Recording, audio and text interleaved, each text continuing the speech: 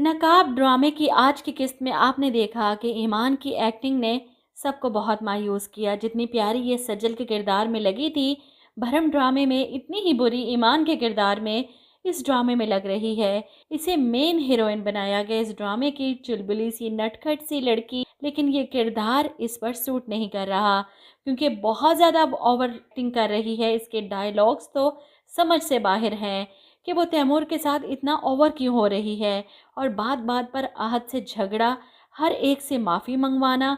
सब घर वाले समझ रहे हैं कि तैमूर इसे अपनी बहन समझता है और वो भी तो इसे भाई ही कहती है, लेकिन अंदर खाते तैमूर के दिल की घंटी बजा दी है ईमान ने अपनी हरकतों से, और वो इसके बारे में सोचने लगा है। वहीं आहत जो इसे पसंद करने लगा था, और इस बात पर भी ईमान ने कितना हंगामा खड़ा किया। अब अगली किस्त में आप देखेंगे कि घर में फंक्शन है एक बार फिर से। इस बार शायद किस एनिवर्सरी है या सालगिरह, क्योंकि पिछली किस्त में भी फंक्शन था।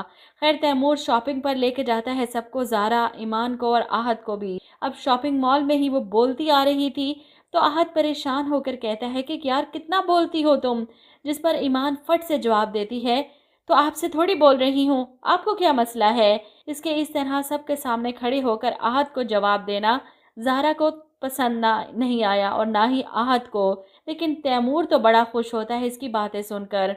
खैर ये लोग शॉपिंग करके निकलते हैं। तैमूर अच्छे से अच्छा लिबास दिलवाता है ईमान को। शॉपिंग के दरमियान इसका पूरा ध्यान ईमान पर था और ये सब ज़ारा से बर्दाश्त नहीं हो रहा। वो बड़े ज़ब्त के साथ ईमान को झेल रही है और फैसला कर लेती है कि वो इस लड़की का कुछ ना कुछ तो करके रहेगी। ताई अम्मी से बात करके इसे इस घर से बाहर निकलवाएगी। बस तैमूर को समझाना होगा। इधर आप देखेंगे बिलाल जो अपनी सारी तैयारी मुकम्मल कर चुका है, वो इस्लामाबाद जा रहा है और वहाँ पर वो जॉब करेगा, अपनी लाइफ सेट करेगा।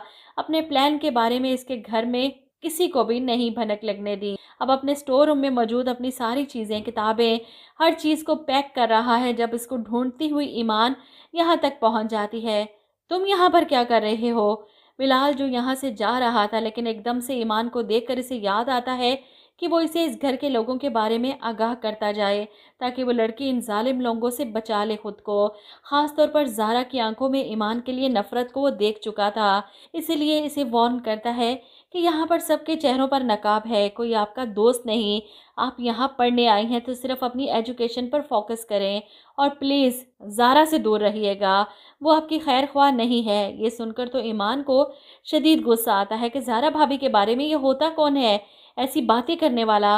वो इस पर गुस्सा करती है कि कितने एहसान फरामोश हो तुम, बाहर जाकर देखो नौकरों का हाल क्या करते हैं लोग।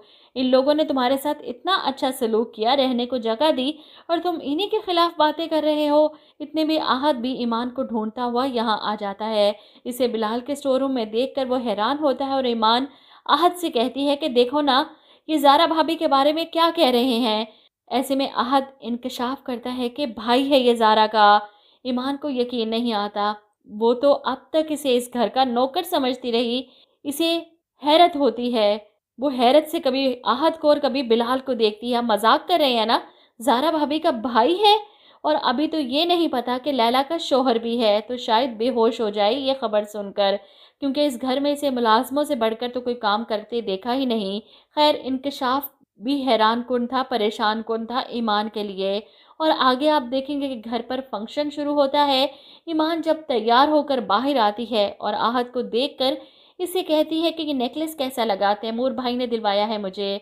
ऐसे में आहत अपना हाथ बढ़ाकर ईमान की गर्दन से वो नेकलेस उतार देता है और कहता है कि इसकी चमक तुम्हारे चेहरे की चमक के सामने मांद पड़ गई है। नेकलेस पर तो नज़र जा ही नहीं रही, तुम्हारे चेहरे पर रुक जाती है। आहत की बातें सुनकर ईमान को शदीद गुस्सा आता है और वो गुस्से से चीखती है, फ्लर्ट कर रहे हैं आप मेरे साथ। वो गुस्से में जाने लगती है तो आहत हाथ पकड़कर इसे रोक लेता है।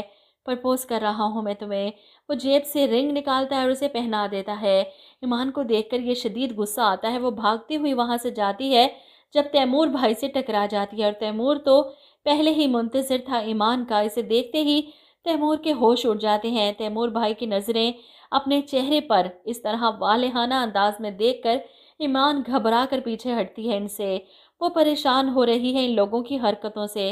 तैमूर भाई को भाई समझती थी, लेकिन इनकी आंखें तो कुछ और ही कह रही हैं। ایسے میں بلال اس کی پریشانی بھانپ لیتا ہے، آگے بڑھتا ہے اسے پوچھنے کے لیے کیا ہوا، لیکن ایمان تو نظریں چراتی ہے، آنکھوں میں آنسو لیے وہ بلال کو دیکھ کر شرمندگی میں پارٹی چھوڑ کر اپنے کمرے میں جا کر بند ہو جاتی ہے۔ اسے بلال کی باتوں پر یقین آنے لگا ہے، وہ اس کے بھلے کے لیے کہہ رہا تھا، اور ایمان کو اس طرح پریشان کمرے میں جا کر بند ہوتے دیکھ تیمور سے رہا نہیں جاتا۔ وہ ایمان کے پیچھے بھاگتا ہے اسے روکنے کے لیے، جب زارا اس کا بازو پکڑ کر اسے روک لیتی ہے۔ کیا بات ہے تیمور، آپ پارٹی چھوڑ کر یہاں پر کیوں آ گئے؟ تیمور کی نظر تو صرف ایمان کے کمرے کی طرف تھی۔ ایسے میں زارا سچویشن کو سمجھتے ہوئے تیمور سے کہتی ہے کہ میں کیسی لگ رہی ہوں، آپ نے مجھے بتایا نہیں، لیکن تیمور کے پاس اس وقت نہیں زارا کی تعریف کرنے کا، اسے صرف ایمان کی فکر ہے، جو شاید تیمور کے اس رویے کی وجہ سے ہرٹ ہوئی ہے۔ تیمور کے جانے کے بعد بلال زارا کے پاس آتا ہے۔ بلال کو لگتا ہے کہ شاید زارا نے کچھ کہا ہے ایمان سے، اسی لیے وہ روتے ہوئے یہاں سے گئی۔ وہ زارا سے پوچھتا ہے، یہ جو تم ایمان کے خلاف کھیل کھیل رہی ہو نا، بند کر دو، وہ دل کی بہت اچھی لڑکی ہے، اس کے ساتھ ایسا ویسا کچھ بھی مت کرنا۔ یہ سن کر زارا کہتی ہے کہ اس کو تو دھکے مار کر اس گھر سے نکالا جائے گا۔